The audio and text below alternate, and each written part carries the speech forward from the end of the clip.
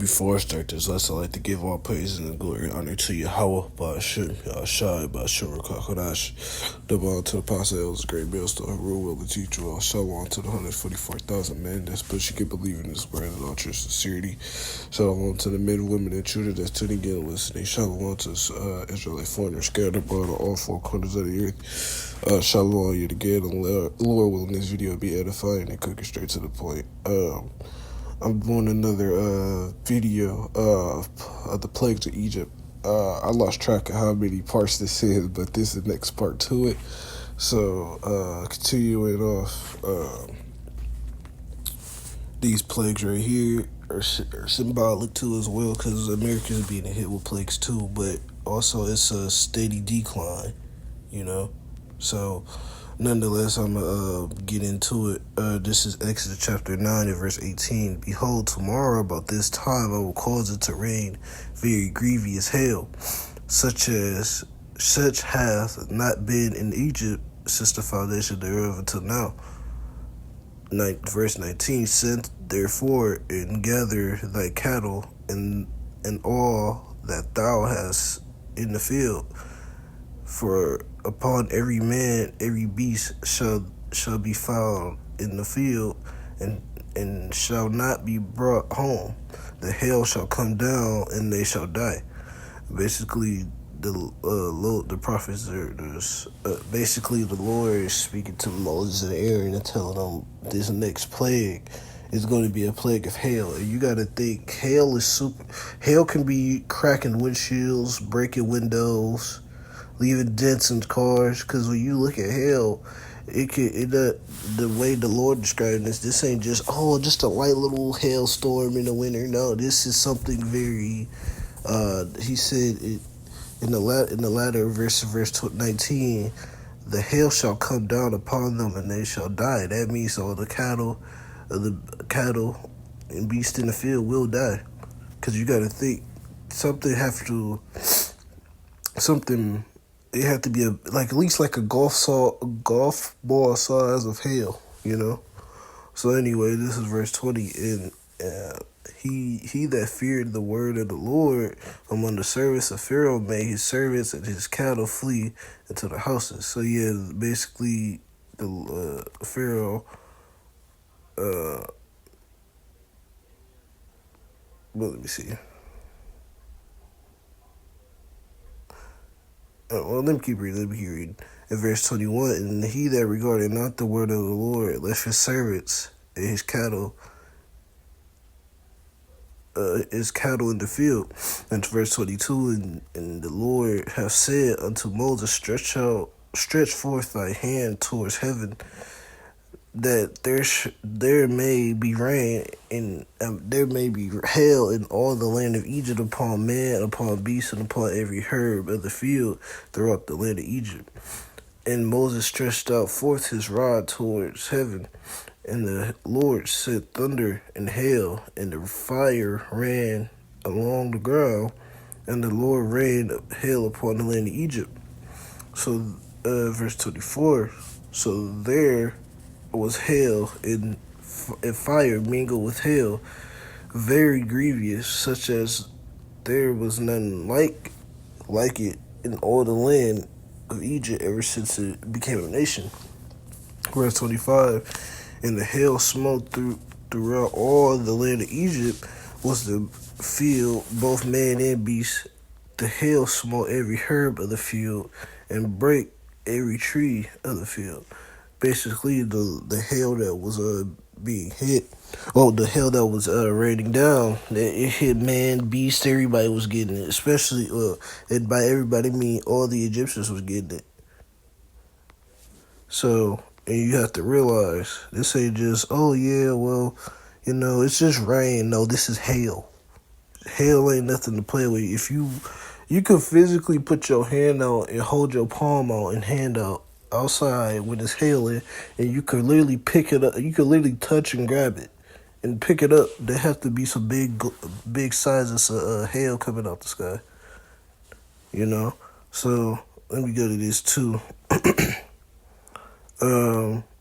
So this And also, the Lord showing you that there's no God beside Him. Yet again, I've been saying this the whole time because really, all these Egyptians was polytheistic. They believed in multiple gods, multiple false gods. And the children of Israel seeing this and be like, yeah, no, see, after the first plague or two, you should be like, okay, yeah, no, the Lord Yahweh is doing this. But this false god right here is not. The Egyptian plague, hail rained down in the form of fire. And let me see.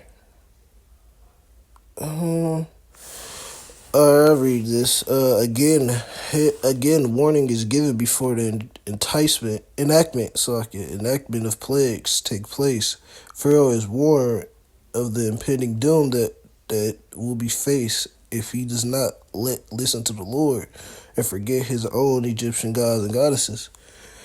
Hail is of unspeakable size and ability to destroy. Will rain down from the sky and turn fire as it hit the ground. The Lord, in showing Pharaoh that there is none like me in the earth, allows those who are willing to hear His word and do as He commands to be saved. And basically, to break this down, there's basically saying, what's if the Lord if heart so like it. If Pharaoh didn't let the people go, he was gonna keep on throwing them plagues, because he hard his heart and he listening. This ain't about, because you have to realize, motherfucking Egyptian gonna be saved. I mean, the Lord can have mercy on the heathen a little bit, but He does not care for a heathen. You have to imagine the Lord wouldn't. We don't know the mind of the Lord, obviously, but the Lord, I'm pretty sure if the Lord didn't plague them as much, the rest, basically, Pharaoh wasn't gonna let the people go.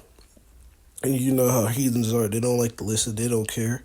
They think they almighty and powerful, but they found out that the Lord ain't nothing to play with. And let me see. I'm back in verse 20. I'm in verse 25. And the hail smote throughout all the land of Egypt, all that was in the field, both man and beast. Hail smote every herb of the field and break every tree of the field. So yeah, basically, that hail was so fucking bad to where it broke trees. It was hard to hide anything. You think of it. And you would think a tree could protect you, but no, that hail is hitting trees, knocking trees down. It must have been hard to hide in houses at points. In verse 26, and only in the land of Goshen was their children Israel, were the children of Israel were and was there no hail. Verse 27, and Pharaoh sent and called for Moses and Aaron and said unto them, I have sinned this time. The Lord is righteous, and my people are wicked. Yeah, but he like to say that now because he getting his ass beat. Verse 28, entreat the Lord, for it is enough that there be no more mighty thunderings in hail, and I will let you go, and you shall stay no longer. Yet the Pharaoh says this, but see what's going to happen. He does if you notice with heathen, then when you read in the history, heathens like to say one thing and they do the complete opposite. For example, like in the other chapters, you read that Pharaoh was like, I'm going to let the people go. Either he didn't or he said he was, and he didn't. That's how you can't trust the heathen. That's how you know you can't trust Esau Edom. He says, oh, I'm going to do A, B, and C. And he does not do A, B, and C. He does actually a lot worse. Actually, that's in Psalms 55, if I'm not mistaken. 55 and 20, or 50 and 20. Let me see, 50 and 21.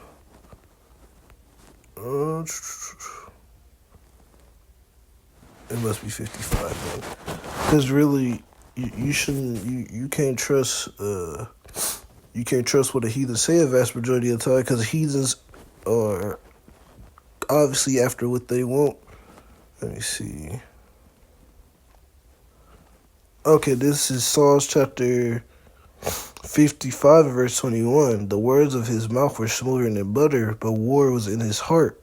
His words were softer than oil, yet were they drawn swords. This talk about Esau Edom, but this also could go for other heathens as well, because these other heathens do not take too kindly to Israelites, and they really seek any way to destroy us and harm us. So really, you have to put it in perspective that if a heathen's doing something good towards you, that's because the Lord either did it through the power of the Lord, or he could be potentially using you. Let me see. Oh, this is in verse 29. And Moses said unto him, as soon as I am gone out the city, I will spread abroad my hands unto the Lord, and the thunder shall cease, neither shall there be no more hail, that thou mayest know that the earth is the Lord's. But as far as thee, thy servants, I know that ye will not let you. So let me reread that. Verse 30. But as for ye and thy servants, I know that ye will not yet fear the Lord Yahweh. In verse 31, and the flax and the barley was smitten, for the barley was in the ear, and the flax was bold. Verse 32, but the wheat and the rye were not smitten, for they were not grown up. And verse 33, and Moses went out of the city for Pharaoh and spread abroad his hands unto the Lord, and the thunder and hail ceased, and the rain was not poured upon the earth.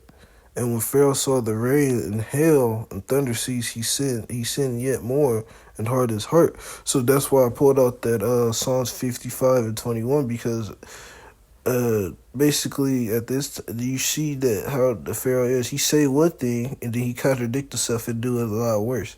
This is something Esau Edom has done. He said he gives you a law of legislation saying, okay, we're not gonna do A, B, and C, and you could do whatever you want. But he come back. Oh, I forgot what that word is, but basically he says. He basically not double-minded, two-faced. And let me see. Verse 35, and the heart of the Pharaoh was hardened, neither would he let the children go. Neither would he let the children of Israel go, as the Lord has spoken by Moses. And yeah, that goes to show that heathen do not keep onto their words. They have other motives in mind. That's like trying to trust. That's like you knowing somebody ain't gonna. That's like if you trusted somebody to do something for you or help you out, you know they're not gonna do it. Like you know they're not gonna do it. But yeah, basically this was the plague of hail, and basically this goes to show that this is at the time of Moses before the Yahweh Shai passed over. This will happen. This was just another plague. So, Lord willing, this video is edify you. But before I close, I'd like to give our praise to Yahweh, Ba'ashim, Yahshai, Ba'asir, Kakadash, and on to the next one, Shalom.